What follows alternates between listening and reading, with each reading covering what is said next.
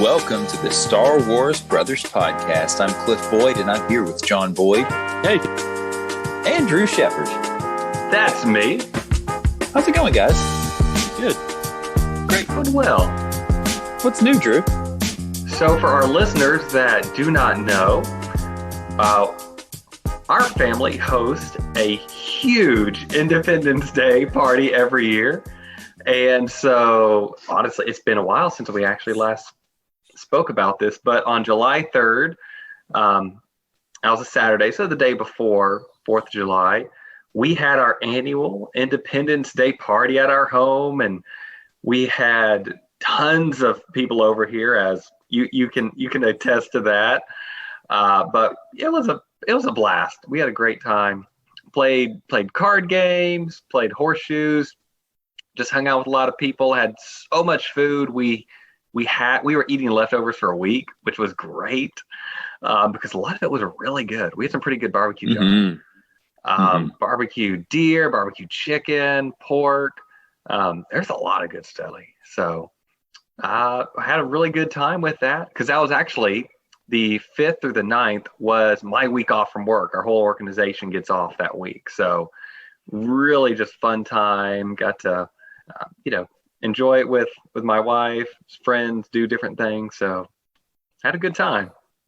Yeah, it was great. It was a lot of fun. John, what's going on with you?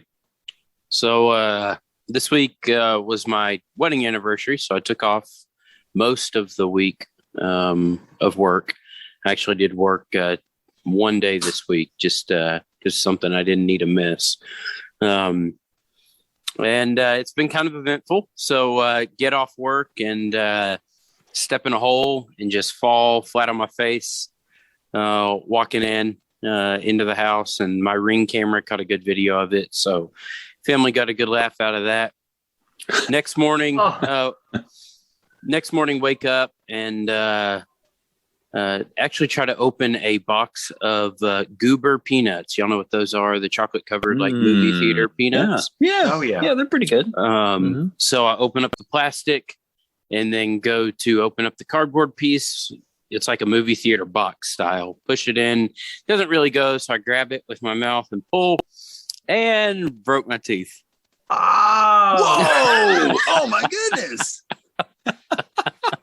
So, whoa, I see that. Yeah. So broke. That's a significant break, John. Yeah, it's a big break there, right in the front. Yeah. Whoa. So it's kind of annoying. Yeah. Did it hurt? No. So actually, that tooth is mostly fake. Okay. I've already broken that tooth when I was. Okay. Actually, in college, I was working on my uncle's farm. And I was jacking up a trailer with a high lift jack and thought it locked in place for a second. And then I stood up and the jack handle swung up and hit me in the mouth and broke that tooth off pretty high. So that's actually a fake tooth that they said should last about 10 years. It's been about 14.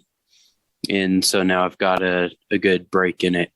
And so Monday I have to wait through the weekend and then another day there before I can have it fixed at a dentist because everywhere around here was not going to be able to get me in for a couple of months. So I finally found one. It's going to be a little pricier, but I won't have to be missing a chunk of my tooth for months. Yeah. So. Yep. And see, I thought you were going to say it got chipped the first time when Cliff tried to take a swing at you or something. So. Yeah, no. But we never fought that bad. We fought pretty bad, but it wasn't ever anything. Yeah. We never damaged each other seriously. I don't think. I don't think so. Just emotionally. Emotionally, yes. Yeah. The year before I left for college, John told me he couldn't wait till I was out of the house. That's about the. We were friends after that. Like a year later, we were pretty good friends. So we just needed that space. That's right. We had to share a room for a lot of our lives, and right. I don't know why siblings fight. It just happens. Yeah. Anyways, and so just been trying to get stuff done around the house mostly. We did go to a cool place. It's about an hour and a half from us. It is the Garden of the Gods in Harrod, Illinois. Cool. Really neat place to climb around on rocks. And I mean, it's not a hard hike. It's like a quarter mile, I think, loop. But you get out there and there's just all these cool rock formations. Cool. And so we went there and then stopped at another state park on the way there, which had some cool natural springs that we got to run around in and let the kids play, feed fish at and stuff. So it's been a good week. Good week of hardly any work, minus the tooth. Did you do anything for the 4th of July? I know it's been a while since then. Today's the 15th for our listeners. Yeah, I went down to Jackson, Tennessee. Met my parents there and my sister there. Cool. I didn't know y'all did that. Great. And Ben and Matt, some of my cousins were there. Wow. Hey, that's awesome. And Maggie and there? David. Mary was there. Yeah, we actually went to her newer house and kids swam for like 8 hours in her pool. Oh, that's fun. That's great. So yeah, I mean, we did that and actually camped at the city park. They have 5 camping spots at the city park out there. And one of them's a double camping spot. So we parked our pop-up and my parents parked their camper in the same double camping spot. We camped out there together at the city park. So, very cool. And they had fireworks at the city park. So it was pretty cool. It was fun. Yeah, that's great. We got to go and be a part of Drew's celebration.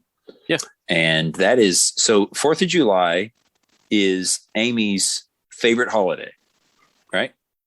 100% her favorite 100%, holiday. like by far. And she goes all out. She goes all out with this great decorations and puts a really great get together together. And I know you're part of that too, Drew, but it's mostly Amy planning it and executing it and all that. So, right. That's accurate to say. Isn't that fair? Very fair. So, that's fair. And the thing is though, that you walk in there and there's a lot of decorations up, but their house is always kind of decorated for 4th of July. So it's, it's just adding to it, but yeah, that was a lot of fun. You say that, and I'll just say this real fast. We're taking down some decorations because we've just left the decorations out for like 2 weeks. Oh yeah, and so we started taking some of them down today. And I said, "Oh well, we can get rid of this. It's 4th of July," and she's like, "No, I kind of want to keep that just there, just on a normal basis." And I'm like, "Yeah, all right, that's fine, whatever." Yeah. So yeah, it's always a little 4th of July here. Yeah. Yeah, we shot off some fireworks at your house, though. Yeah, we did a few of those. So we had a little get together on, was that Sunday night? I guess was 4th of July on Sunday. Actual 4th of July, yeah. It was okay. So we did shoot off some fireworks then, and that was good. We had somebody who went to a fireworks stand and bought a bunch of pretty big stuff. We actually we all sat way too close. The fireworks were going off. We were like looking straight up at them practically with all our kids and family. And like little bits of particles were like falling into our eyes as they shot off. It was kind of nuts. Clothing was covered with ash when we were done. It was probably not very smart. We had all the kids and families and everybody just down there getting rained on. But it was fun. We had a good time. So, fun holiday. Celebrate our independence and that time that we kicked Britain's butt. Showed them. That's actually, I guess that's before we kicked their butt. How long did that war last? Y'all remember? Well, I know you don't remember, but do you know? You remember learning it? Yeah. Because obviously we in 1776 it was that was the declaration, but then they had to slowly send troops over the ocean, and we had to walk to different places. So Google says wasn't like we just started shooting off missiles. Google says it was 7 years long. 7 years? Wow. Whoa. Yeah. Okay. Have y'all seen Hamilton? No. On Disney Plus? Are you gonna see it? No. No. Oh, okay. I tried to watch it and I couldn't get past the really first 15 minutes. Oh, did you try to watch it with Amy? Yeah. Okay. I couldn't understand like half of it. couldn't understand it. They were speaking so quickly. I was like, wait, what? Well, yeah. Hey, turn on subtitles. I might need subtitles. Yeah, turn on subtitles. Try it again. That's pretty good. John, you gonna watch it? I don't know. Okay. It's not. It's like sort of historical, but then it's got some just made up stuff, and then some of the stuff isn't totally accurate, and it's reordered a little bit, and very modernized, of course. But it is pretty fascinating, and does reveal some like pretty crazy things about our history. So it's neat. I recommend it. Recommend watching it. So we had some people stay with us last week, and they actually saw Hamilton, I guess, a play in New York. Oh, that's cool. That's cool. And then actually went and saw his grave. So they were actually talking about that. That was kind of neat to see the play and then go see Hamilton's grave. So yeah, it's definitely worth watching and gives you a perspective and sort of grounds some of that early stuff. And I didn't know anything about Hamilton. I've never been that into history. I just kind of learned what I had to pass the tests I had to pass. And obviously, John, our family was big into like Civil War history, but we never, other than hearing our dad sort of express some admiration for George Washington, I didn't really know much about the Revolutionary War.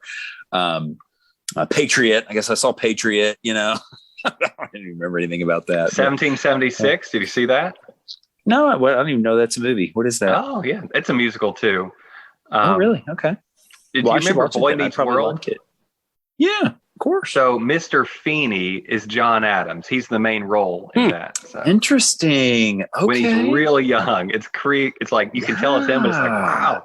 He was a young guy one time. This is a pretty old musical then, because he was old. I would say 60s, 70s, yeah. Wow. Okay, well, I'm pretty intrigued by that. I may need to watch that sometime. So, yeah.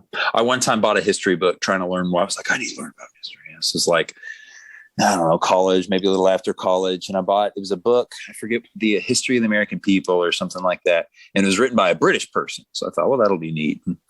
And told my dad I was reading it. He bought the same book and was like, we were going to read it. We were going to both read it.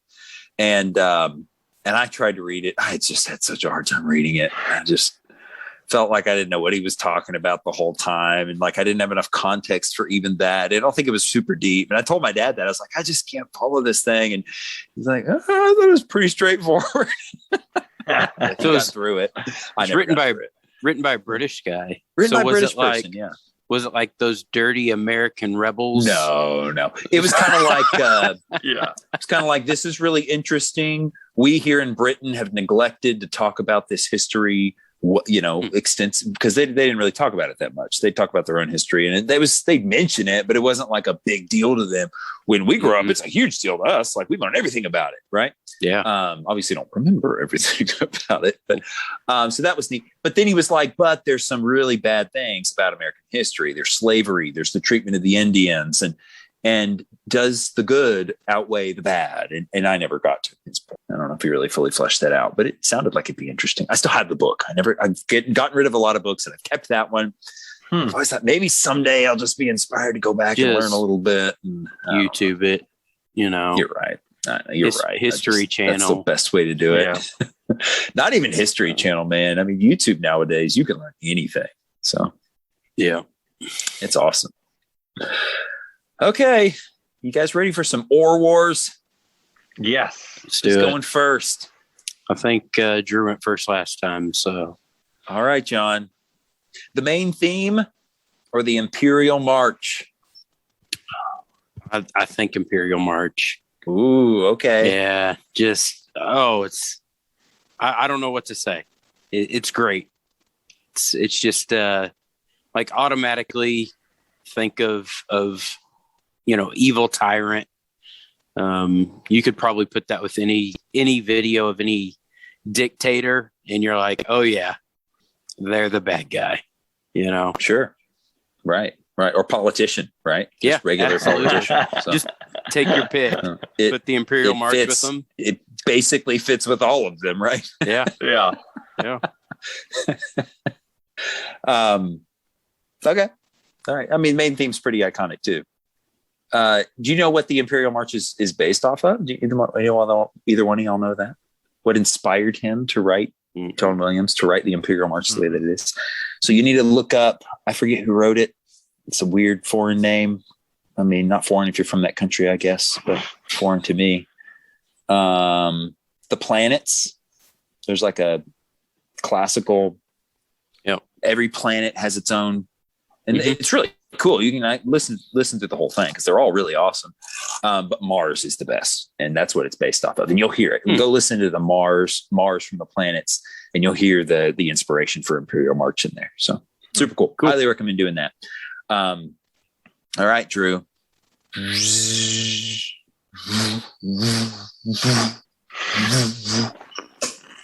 Or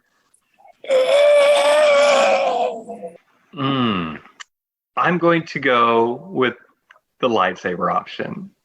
And my reasoning here is having a toy lightsaber as a kid that you could actually swing and make those sounds just because, the movement of it. Sure.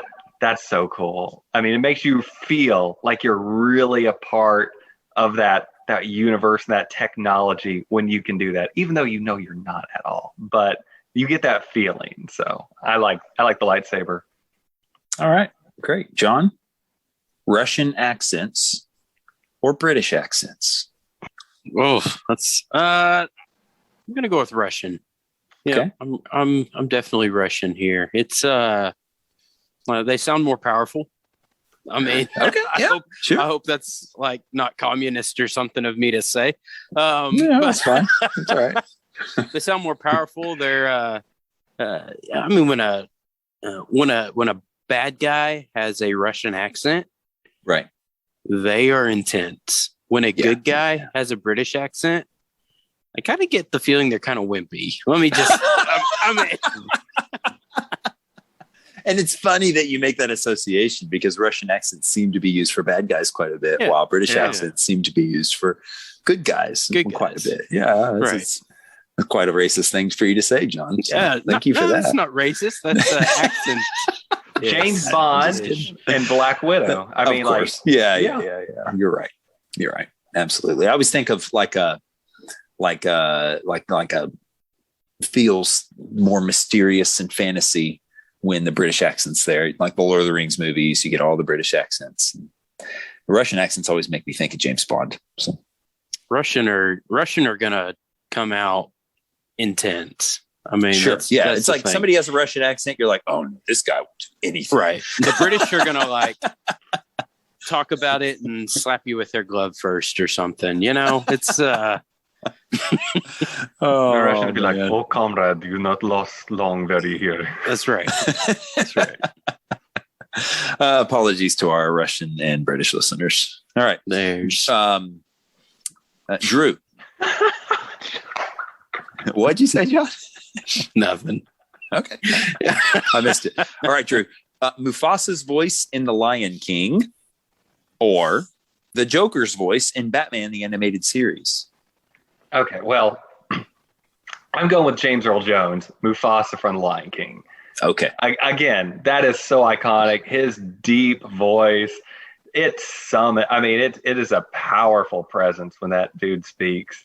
Especially the way they do it, if you remember in the movie theaters and even watching it on TV, if you have a decent bass and sound system, it's still so deep even in the house. So sure, absolutely. Sure. James Earl Jones. Yeah. Of course, that's Darth Vader's voice, and that's Luke. Mark Hamill for the Joker. So whenever we're in the car, the kids have it's a Disney American Legends DVD in the DVD player. And he like narrates the between the cartoons. James Earl Jones does. And wait, what cartoon is it?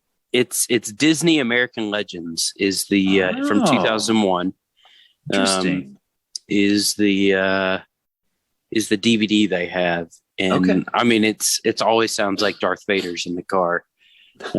Between minus the heavy breathing, between the episodes. It's cool. It is quite iconic. King James Bible level iconic. That's one right. thing I remember is listening to the King James. He read the whole King James Bible and recorded it. So wait, that's for those thing? who don't know that, yeah, James Earl Jones. I really didn't. He did the entire King James Bible recorded. Hold on, I need to get on Amazon. It's good. It's good. I mean, it's the King James. I don't know. It's hard to understand for somebody dumb like me who can't even read an American history, writing. So, but just YouTube it. Yeah. I need the more dumbed down translations when I read the Bible for sure. Or at least more modernized. So anyway, all right. That's Ouroboros.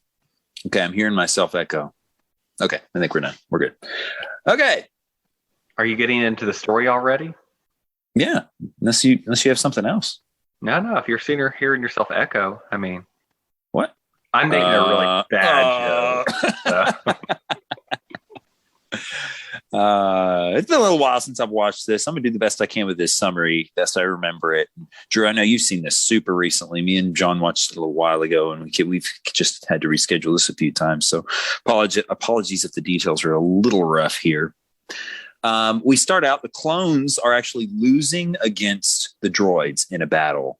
And that battle on the Separatists side is led by Admiral Trench. That's the spider guy, the tarantula guy from, I believe, the very first episode we ever watched, right? It's the earliest one in the timeline where it's Trench fighting against Anakin. So kind of cool to see him come back around. Of course, at this point, he's got, and we've seen this before, but he's got his robot arms, his mechanical modifications that have been made to him. Based on the strategies that Admiral Trench is using, Rex gets the suspicion that his old bud Echo may still be alive. Because it seems like Trench knows everything they're going to do before they do it. And Rex thinks back and says, I've talked a lot of strategy with Echo, and this seems like Echo's knowledge is in use here. Of course, Echo, we thought was killed at the end of the Citadel arc, which is where we met Tarkin. Remember, we saw Tarkin for the first time on the Citadel, and they were rescuing. I think they're rescuing Tarkin from the Citadel in that arc. But that's when some of our, what was that clone troop called? Troop? D Squad? No, D Squad was the droids. What was the other one? No, it wasn't D Squad. It was something else. I don't remember. Anyway, that's that squad that we kind of saw at different stages. Echo was part of that. And so Rex again speculates he may be like Bad Batch is brought in. Bad Batch is Clone Force 99, reference to the old man who was born with a bunch of deformities and basically was a janitor. In a previous arc, gave his life fighting against the droids when they invaded the. Anyway, maybe I'm giving a little too much history for the summary, but anyway, they're brought in, and they are actually also mutated clones, but their mutations have actually given them beneficial traits. So I'm going to try to go over. First of all, we have Hunter.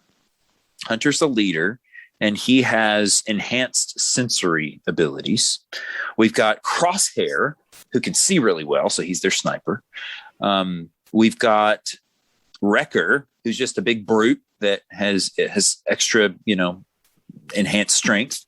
And then we've got Tech, who's really smart. So he's kind of their hacker. Super smart, intelligent person. Great with a computer.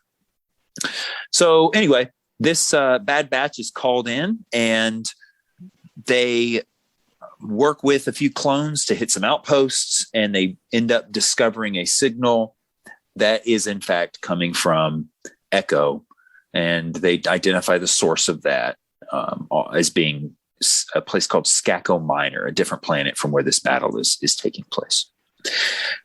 Then beginning of the next episode, Anakin there's a little scene where Anakin goes into a storage area or garage or something, and Rex is standing guard while Obi-Wan walks up, and he kind of blocks Obi-Wan while Anakin's just making a phone call to Padme, and then he walks out and they have a little interaction. Obi-Wan's like, "Hey, how's Padme doing? Did you tell her I said hi?" So he's not hiding anything. But Anyway, it's not really that important to the arc, but it happens. And then they end up in that episode infiltrating the planet where Echo is being held, supposedly. Well, they don't know that at that point, I guess, but where the signal was coming from. There's a bunch of infighting between the Bad Batch, the Clone Force 99, and some of the regular clones, Rex included. A lot of tension there. Bad Batch does their own thing. They don't go by the book. They're just super good at what they do, and they just kind of wing it, and they don't ask permission for it. They just do it.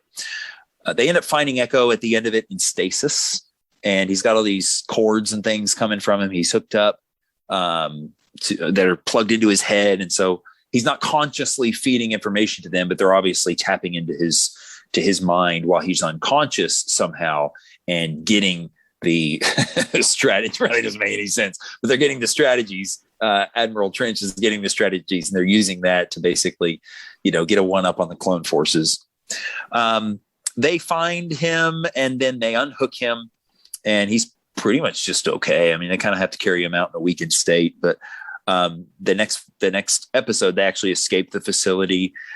From there, there's this group of people. They have sort of a cylindrical head. They're the Techno something or others. I forget what they're called. Techno Union. Techno Union. Okay, so the Techno Union, and the way that they refer to Echo is very dehumanizing. They call him it, like he's just a tool for them. Obviously, that's what else would you expect?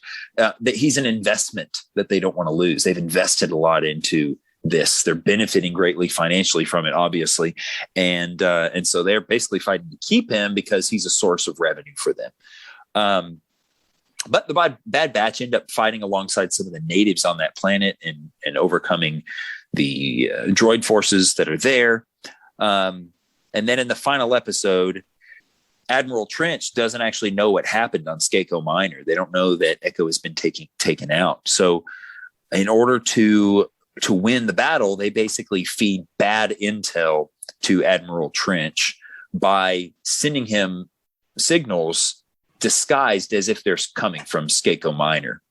And so they win, right? They're able to use that to their advantage and win the day. But Trench has a contingency plan, and he activates a bomb timer that's going to basically just destroy a huge portion of the planet, maybe part of the city. I don't know exactly what, but he hits like the fail safe, and the time starts ticking down.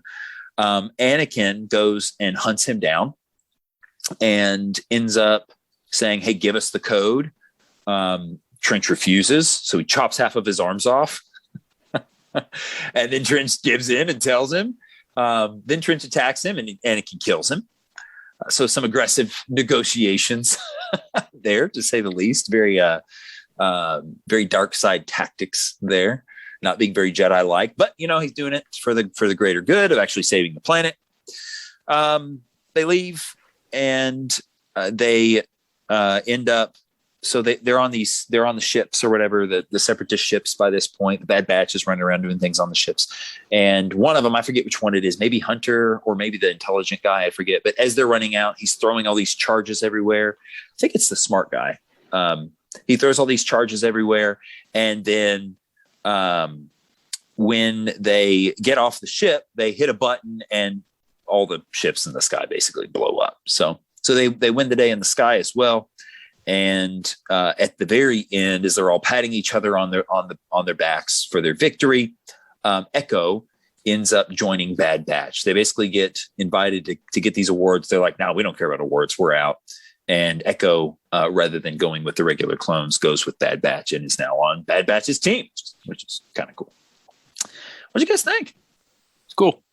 John, did you like the four? Did you like the characterizations of the four Bad Batch members? Yeah, I did. I thought it was pretty cool. Yeah. Okay. Drew, thoughts on them at all? I mean, I enjoyed them all. I thought they each had a place. They each served a purpose. They were, to be fair, slightly cookie cutter for their roles, but honestly, they served their purpose, and they gave them at least a little bit, not much, but they did give them, unique enough personalities to where it made it interesting. And the the relationship between all of them. So sure, and I'm with you there though. I felt like they were a little cookie cutter. Obviously, we've got a whole spinoff series on the Bad Batch that we've got to look forward to, and maybe my expectations were a little too high because of that. But they did just feel like they didn't have that much personality. And the personality that they did have was very one dimensional. It was like, I'm the smart guy and I'm the brute and I'm the tactical leader. It was like Ninja Turtles level, depth. yeah. And so I was a little disappointed in them for that reason. So, yeah, I'm like, I get it. There's 4 episodes, so, can't expect the whole backstory, but sure. So that I am excited for Bad Batch, honestly, because of that, because clearly they saw something and think there's something, and everything I've heard is good about it. So I really am looking forward to seeing what they have put into Bad Batch now. Yeah, hopefully this is just a shallow introduction that we're going to get a lot of depth from later. But even like remembering them, I had to look it up. I had to be like, who were they again? Like I just and even thinking back, it's just like the smart guy. I don't remember his name even hardly. I don't remember that much about him. Other than that, he's just the intelligent one. He's Donatello. The Hunter is Raphael. Let's see if we match the others up to Ninja Turtles. The Sniper, who would he be? The Sniper is, he's not really Michelangelo or Raphael. Neither one of them really fit those two characterizations. I was going to say Wrecker might be closer to He's closer probably to Michelangelo. And yeah, I think you're right. And then Hunter's probably Raphael. You think so? I mean, not Hunter, the Sniper. Yeah. I don't remember his name. Sniper's probably more like Raphael, but that's not really that good of a characterization. Nobody was really that rude, rebellious, So maybe even less depth, frankly, than the Ninja Turtles, which is, the Ninja Turtles aren't that deep, but that's not saying too much. I don't know. I was a little disappointed about that. But what did you find interesting about the story or about the things that they were conveying in this arc here? So for me, it was the things outside of the Bad Batch. It was Rex's, his emotions getting the best of him, right? Sure. Yeah. And Anakin being the one to fuss on him for it, right?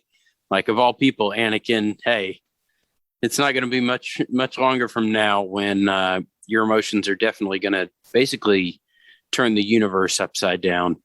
Sure. And then the whole interaction with Obi-Wan. I mean, there's no secret that Obi-Wan knows they're trying to hide their relationship, right? Yeah. And even Rex trying to help with that was kind of, it's obvious. And we've seen it before, but it was very obvious that, if it hadn't been for Anakin, Rex probably wouldn't be like that.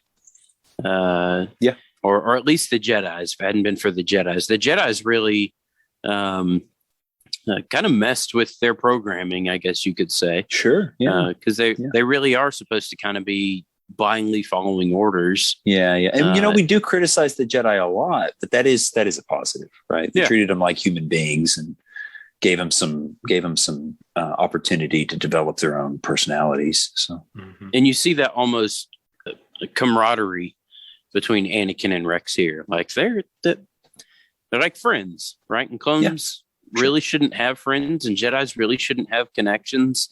I guess people that you would call friends. But you've got that on both levels here. And so outside of the Bad Batch, that was the more insightful parts of these arcs to me was seeing those interactions and how that works. And, that Anakin really does, I guess, see Rex is more than just a clone.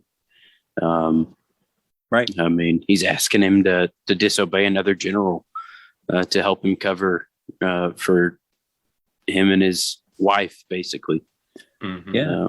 And then when Rex was so emotional about everything, was it Padme who was like, hey, trust Rex the way that he trusts you. Yeah.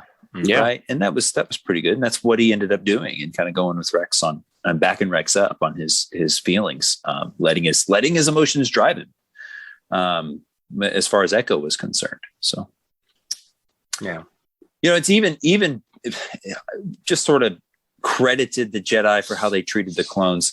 And then even as I said that, it felt a little weird, because these, let's face it, are at the end of the day brainwashed slaves, right? Mm-hmm. That's pretty messed up, but still. So Bad Batch is not so much brainwashed, right? They seem to be more of a independent force, almost like mercenaries. I guess they're still under the command umbrella, but they ignore a lot of commands, obviously. So yeah. One of the things that I found pretty interesting, actually, you mentioned that, is just how unorthodox, I guess, their fighting style and their tactics were. Yeah. And I mean, after 7 seasons, we've pretty much seen how the clones fight. We've pretty much seen how all the Jedi fight. So, I mean, it's small, but I enjoyed how there was like sort of a spice to the fighting that was going on, how it was just a little bit different. When Wrecker grabbed the piece of the ship and charged with that, how the sniper used those little mirrors to, shoot all the droids, just like little things like that, just how, different fighting styles and incorporations that we really not seen much of at all, maybe up to this point. Yeah. Was it, you're right. It was mirrors. It wasn't explosives, was it? He just put a bunch of mirrors up and then shot one laser shot to just take everybody out. So there was both. Somebody planted explosives though, because they blew they hit the blow everything up button at the end, and all the ships blew up. So yeah. So I don't remember the exact details of it all, but it was also interesting. I say interesting. It was neat to see Anakin's, again, just his descent further with Trench and that interaction there. Yeah, I liked that a lot. Yeah. Anakin is not trying to be, I mean, he's going to get the job done and do what it takes at this point. So, and he didn't seem to care that much how he does it. So you can kind of see where he's coming from in this situation to some extent, I think. Maybe others that weren't quite as dark side as he is obviously leaning right now, would have likely done something very similar. But it was like it didn't even bother him, right? Mm-hmm. He didn't even think about it. He didn't even consider it. He wasn't even conflicted about it. He was just like, oh, you're not going to give me the code? Yeah, you are. And I'm going to make it happen. So more so than what he did, his attitude toward it to me, I thought was like, oh, okay, this is who Anakin is now. So, yeah, I mean, that just reminds me of when we saw the Crystal Crisis on Utapau, when they were captured, and he just like with a flick of his finger turned on the lightsaber at the guy who was looking at it. Which was cool moment. Yep. Sure. So, sure. Yeah. And so we've only got one more arc here. Not that much time left to see Anakin descend further. I'm hoping we see some major stuff here at the end with Anakin. I have no idea what to expect in this last arc. But anything else y'all want to? The major stuff happens in the movie. I mean, really, the major stuff. You said hope to see some major stuff with his descent. Of course. I mean, that's where it all comes crashing together. Right. The Clone Wars just makes it a little more believable to me, right? Sure. Because now we've seen kind of this decline in his tendencies to do these things. Right. That all not so much out of nowhere. That. There's right. A lot that's contributed and a lot that he's had the ability to make decisions on the basis of. So. Mm-hmm. Now, only one thing that's crossed my mind, and I don't know if I talked about it before, but Anakin's has spent a whole lot of time around these clones, and just the thoughts. Of course, it's all. I don't know that there's any canon out there about it, but we do know that later Darth Vader worked closely with Boba Fett, right? Who spoke like these clones. And wore similar armor, and so what kind of things would that have triggered with him? And did he hire him just to reminisce? You know, Yeah, John, that's a was cool it like call a out. Yeah. Yeah. hey, Rex? It's like having Rex by my side again. You know, Mhm. and so Man, just kind of throwing. And I know in the Mandalorian at one point, Boba Fett doesn't go. Spoiler alert! Doesn't go help attack a facility head on, or try to sneak by, because he was like, "Look, they're basically gonna recognize me.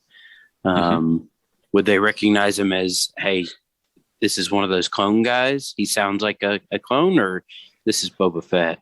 And so thinking about that and thinking about his relationship with Rex and everything, I don't know, just random. I don't know that there's anything written about that. That's neat. But it's like all of this clone information informs who Boba Fett is, right?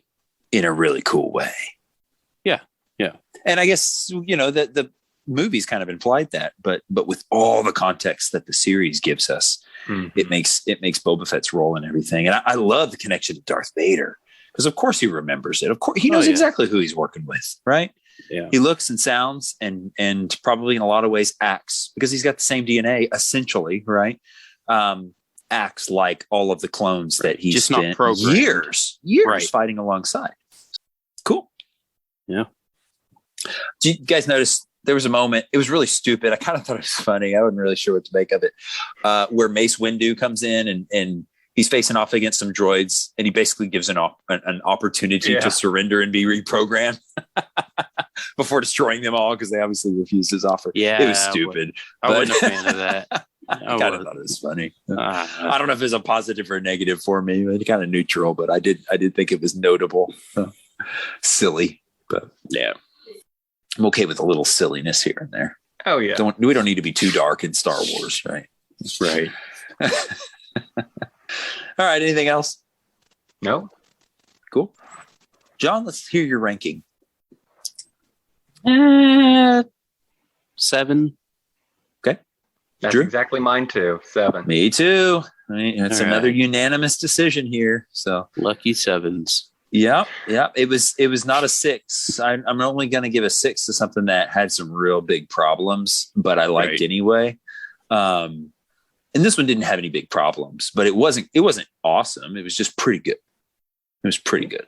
So I loved seeing Echo come back. That was cool. I loved, I liked meeting the Bad Batch, even though I was a little bit underwhelmed by them. If the Bad Batch had more character, I think we'd be at an 8. The plot was okay. It was nothing. It seems like it's the same plot we've seen a bunch, but everything was pretty well done, and it was good to see Trench's story come to a conclusion. He's been pretty significant, minor character, but definitely notable throughout the Clone Wars, and a fun character to see. I'm always glad when Trench appears. So, all right, Drew, what do we have for next week? So next week we have the Dark Disciple. Yeah. And I guess we just need to decide whether we are doing a portion of it or all of it.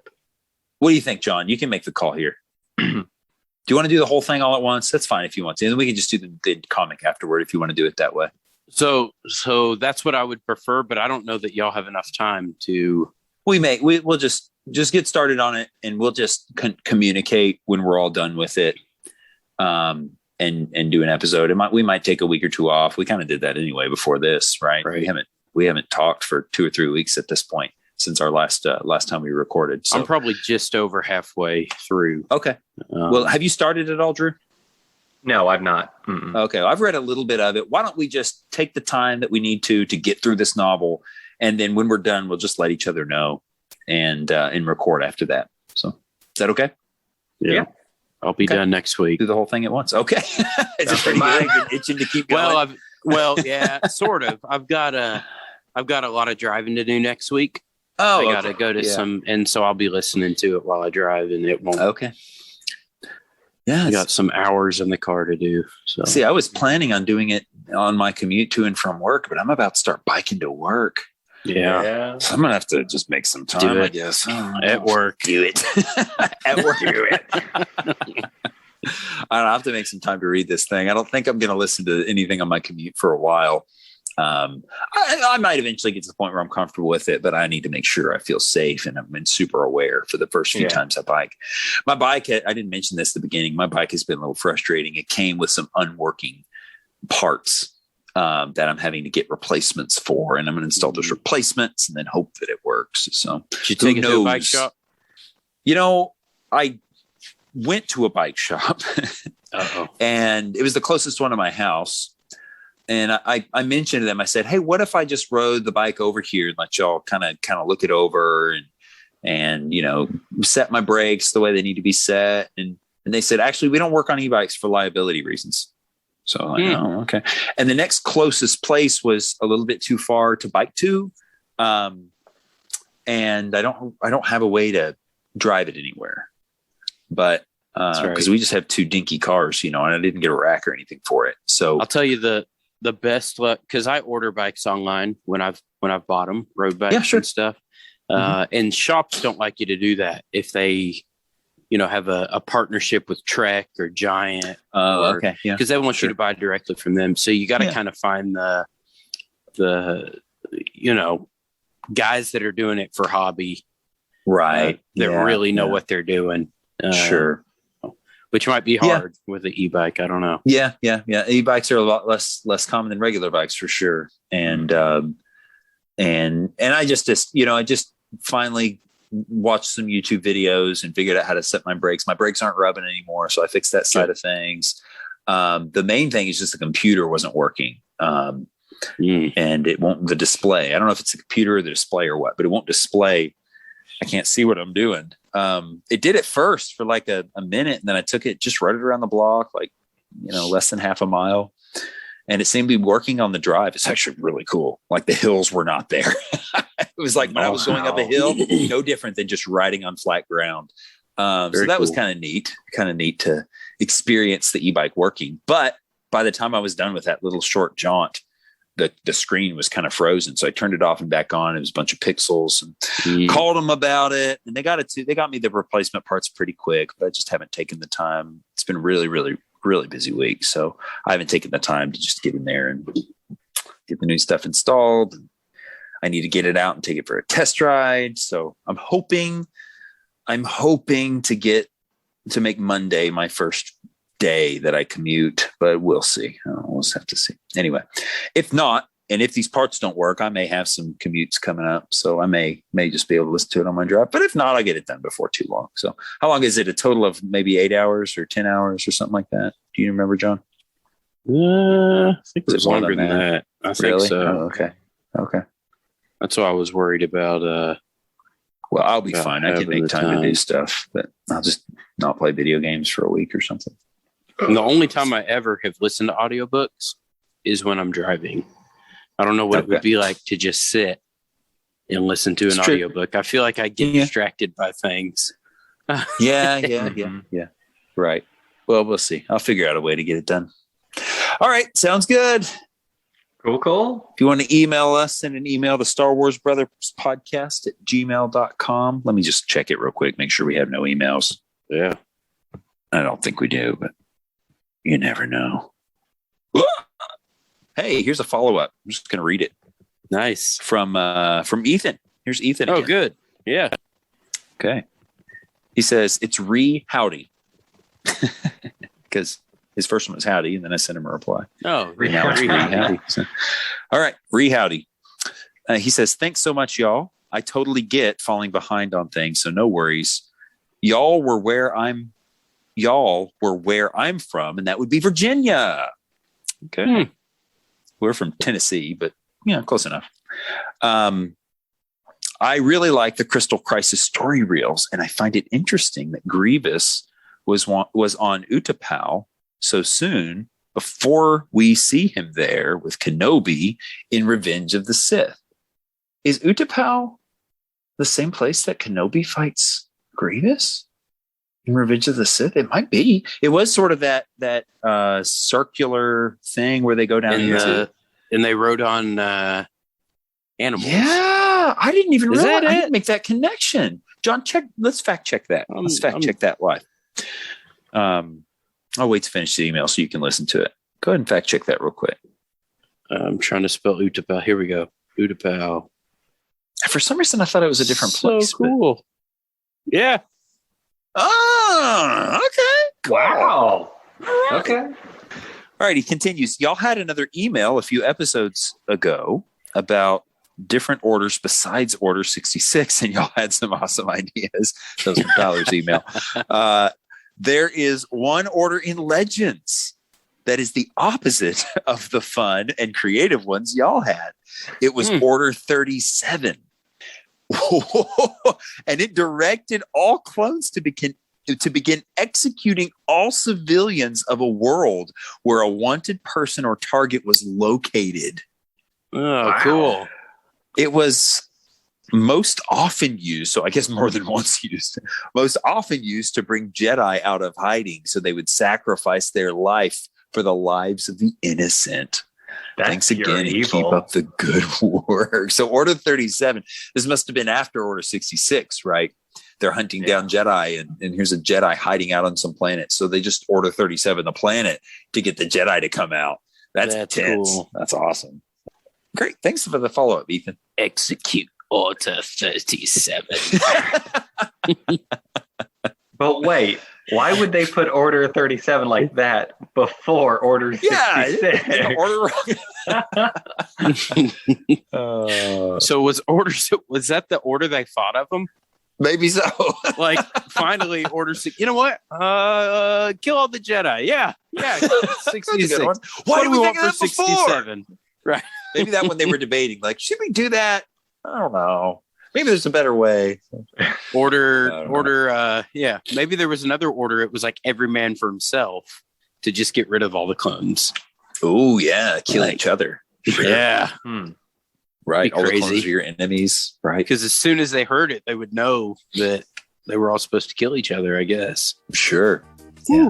That is actually really cool because it shows that this chip that was in all these clones gave Palpatine just extreme power. Oh, yeah. He had all these different strategies that he was going to be able to use these clones for in whatever situation he ended up in. Pretty neat. I wonder if there's any more orders. It'd be something neat to find out. If you know about any other Legends orders or want to share your own order ideas, again, Star Wars Brothers Podcast at gmail.com. We'll read you on the episode. All right. Thanks, guys. And thanks for listening.